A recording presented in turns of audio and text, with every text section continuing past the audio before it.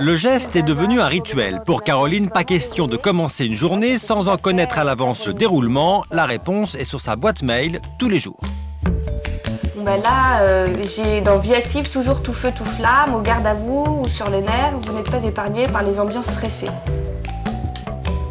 Moi, je suis un peu stressée. En plus de son horoscope quotidien, Caroline, Scorpion ascendant Vierge, commande régulièrement des études astrologiques pour des questions précises. Exemple, lorsqu'elle a décidé de monter sa petite société. Là, j'avais les bonnes planètes. Donc, elle m'a dit, foncez, c'est le bon moment. Ça m'a motivée et du coup, je me dépêche de le faire, de la créer dans justement ce bon moment et de ne pas attendre que les mauvaises planètes arrivent dans mon thème. Mais bon, j'ai un super thème en ce moment, donc je me pose pas trop de soucis, donc c'est parfait.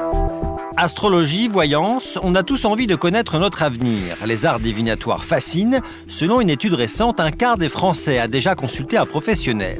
Faites le test, tout le monde connaît au moins son signe astrologique.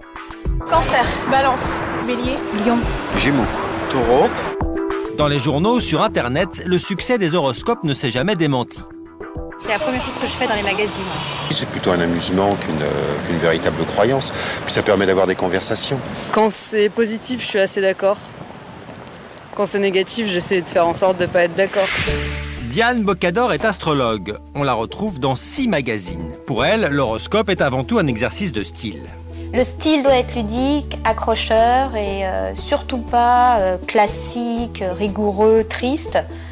Pourquoi ? Parce que simplement, il faut divertir. Voilà, c'est un divertissement. Un magazine féminin sans horoscope, on se dit tout de suite qu'il y a une erreur. Parce qu'on va aller chercher l'horoscope, on va faire tout le journal, le magazine à reculons et on va se dire qu'il manque une page. Pour certains, c'est en effet un sujet très sérieux. Caroline, notre passionnée, ne plaisante pas avec l'astrologie. À la naissance de chacun de ses 3 enfants, elle a fait faire leur thème astral. Quand ils naissent, on ne les connaît pas, on ne sait pas quel caractère ils auront, quelles seront leurs affinités plus tard, leurs qualités, leurs défauts, leur potentiel. Donc comme ça, au moins, j'ai anticipé.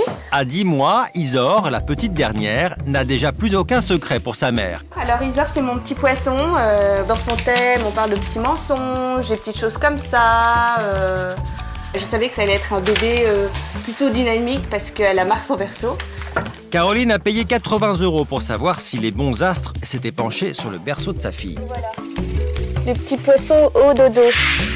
C'est Diane Bocador qui a fait le thème astral d'Isor. Elle ne l'a jamais vu, elle ne travaille qu'à distance, par Internet. Pour ses prévisions, elle utilise ce livre très épais, des pages entières de chiffres insaisissables pour le commun des mortels. Pour les astrologues, c'est la Bible. D'ailleurs, c'est sur du papier Bible. Et en fait, ça s'appelle les éphémérides. On a le tracé de l'ensemble des planètes du ciel au degré près sur des décennies. Associé à un thème de naissance, ces chiffres lui permettraient de faire des prévisions personnalisées en fonction des positions des planètes. Chaque jour, Diane reçoit des dizaines de demandes.